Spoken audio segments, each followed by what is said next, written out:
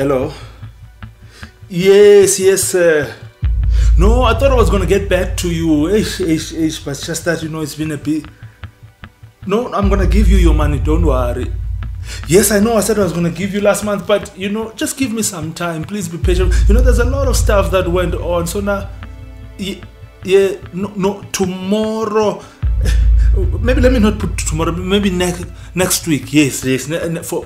No. But how am I gonna sleep now if you're gonna take my door? No, please be fair. Hey, now he's cutting the phone. Hey, what have I put myself into?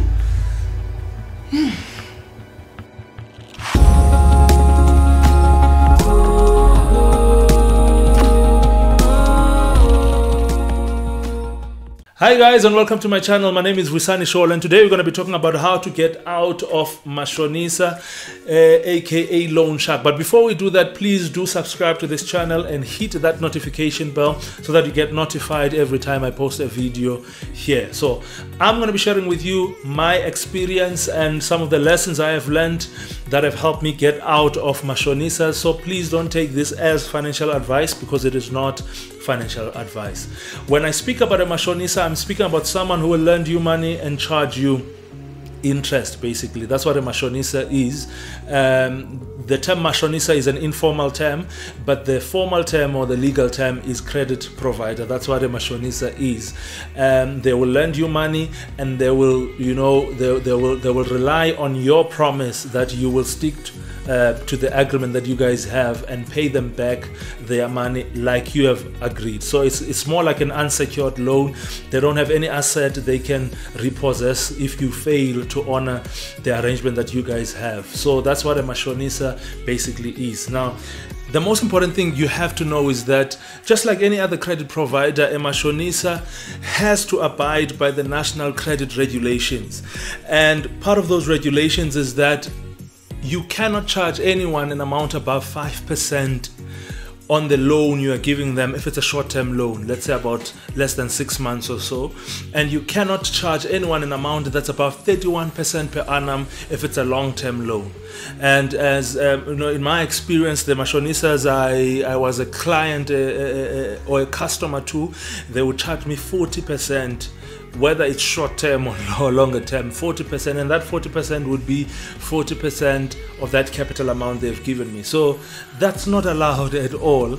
As much as the loan sharks do not necessarily have to register with the National Credit Act if their clientele is less than 100 people, but they have to abide by the National Credit Regulation Act. So the business itself may not necessarily be illegal, but some of the acts they are doing, like keeping your ID or your bank pins or taking out your doors, those are illegal acts. So just thought you should be aware of that. So here's what you can do now if you want to go out of Mashonisa. Number one, you want to take 100% responsibility for where you are financially.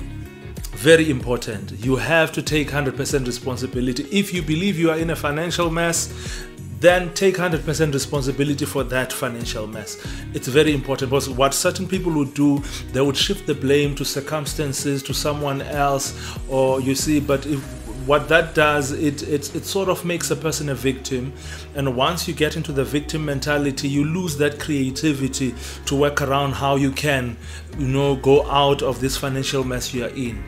So you must understand that you are where you are financially because of the choices you made in the past. So, which means that you can be where you want to be, and you can do that by changing the decisions that you're making today and making the correct decisions. So take 100% responsibility for where you are.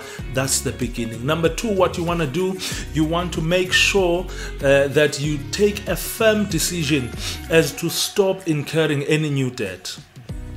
That's a game changer. If you can do that, I promise you your financial situation will change. You decide right now that from today onwards, I'm no longer going to be borrowing money from anyone up until my financial situation, is sorted, up until I get back on my feet financially. So you want to make that firm decision. It's not an easy decision, it's a difficult decision.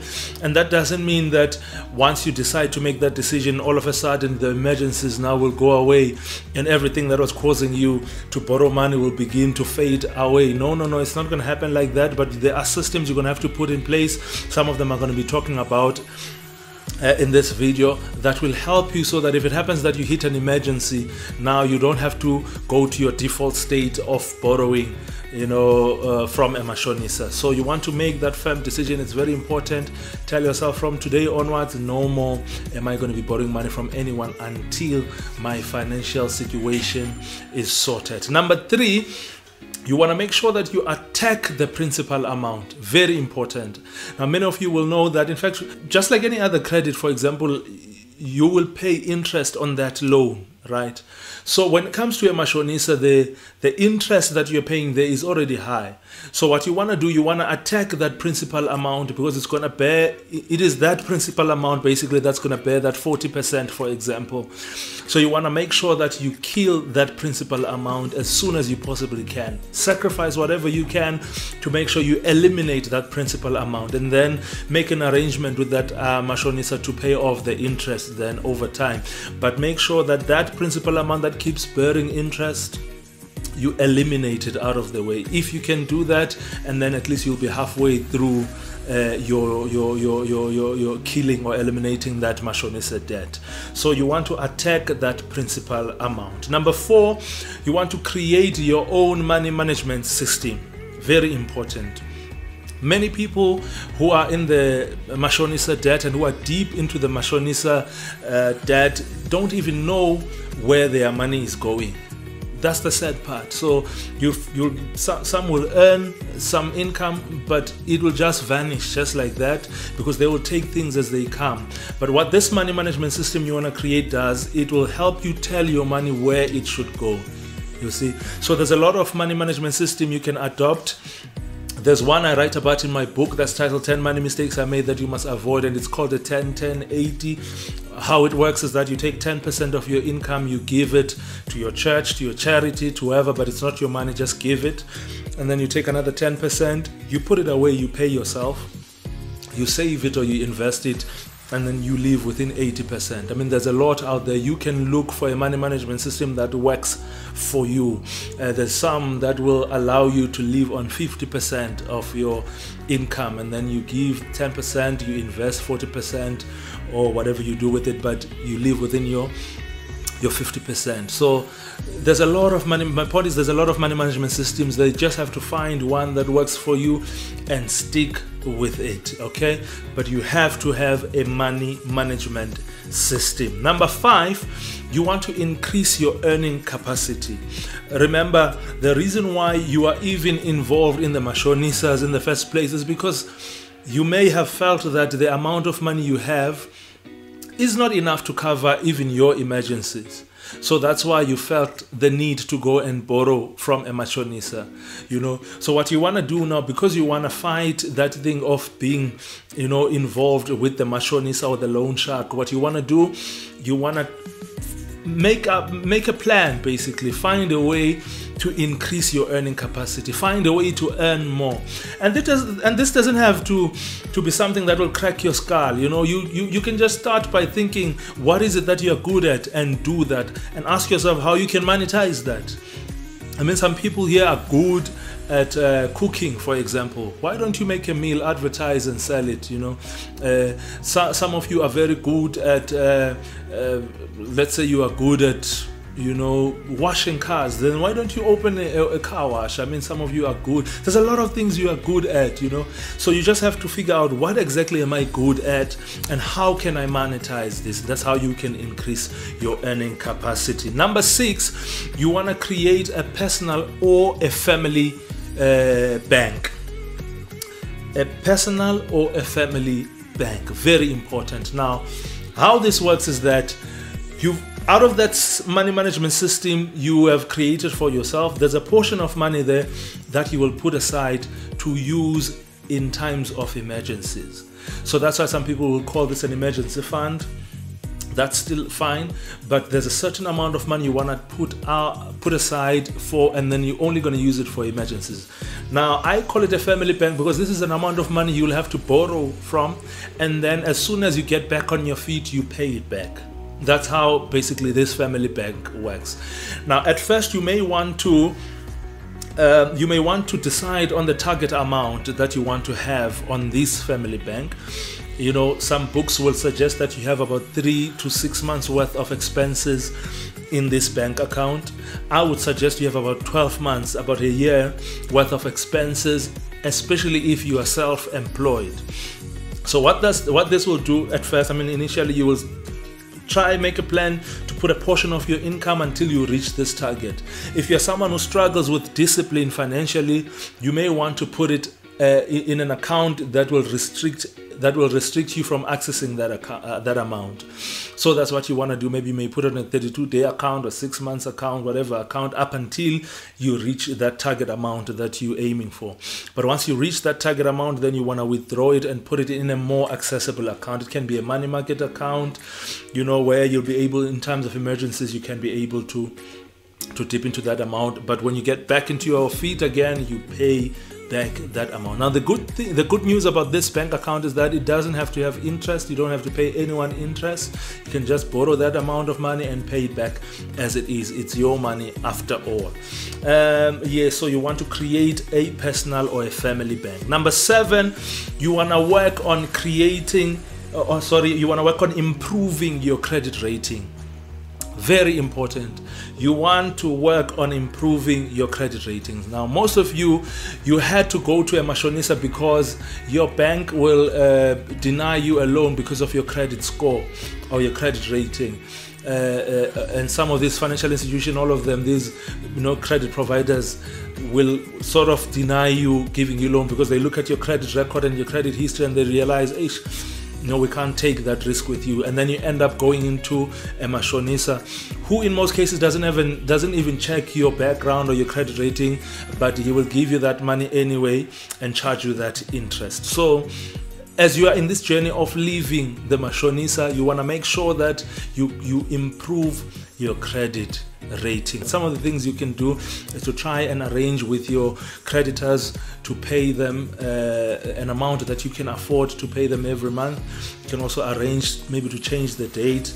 Make sure that you honor the arrangements you've made. Pay on time if you can. And don't default on your payments. Make sure you pay all the area amounts. There's a lot of things you can do to improve your credit rating. So find out for yourself what can you do to improve your credit rating, and then do that, because it's going to help you as well. That should you be in a position now where you feel like financially you are healthy, then you can be able to borrow maybe from a creditor who won't charge you quite a lot of interest. So that's what you want to do. You want to work on improving your credit rating. Number 8, what you want to do, you want to protect your most important belongings. Very important. At this point that you are in right now, you cannot afford to lose anything that you have. You cannot afford to. Imagine if you lose your vehicle, what are you gonna do? If you don't have any protection for that vehicle. And by protection, what I mean is that you have to have insurance, basically. Don't be like me. I hated insurance. I didn't have insurance. As a result, I had to pay for 2 cars that were not even there. So you don't want to do that. So make sure you have some form of protection. Have insurance, not only on your house or your car, but also look but also protect your personal belongings as well. Your cameras, your cell phones, your TVs, your microwaves, anything that you own that you feel like it's of value to you and you cannot afford to lose it, make sure you protect it. So yeah, those are the 8 steps that would help you come out of a Mashonisa. But just to recap a bit, we said you must take 100% responsibility for your financial situation, make a firm decision to stop incurring any new debt, make sure you attack the capital amount, the principal amount, you know, of that loan. Number 4, you want to create your money management system. And number 5, you want to increase your earning capacity. And here we said that you can look at what is it that you are good at and make sure you find a way to monetize that. And you can do it as a side hustle as well, as long as it's going to earn you money. Number 6, we said that you have to create a personal or a family bank, and that's what is your emergency fund. Basically. And number 7, you want to work on improving your credit rating. And last but not least, we said you have to protect your most important belongings. I hope that was very helpful. If it was, please give this video a thumbs up. If not, you can give it a thumbs down, but press it twice just to make sure, and you can share it with your loved ones as well. I'm sure you can help someone. And I would like to hear as well from you, what do you guys do to make sure that you stay away from Mashonisas? Please leave a comment in the comment section below, and who knows, maybe you can be helping 1 or 2 people as well. Thank you so much for tuning in. Let's meet again on the next video. Bye.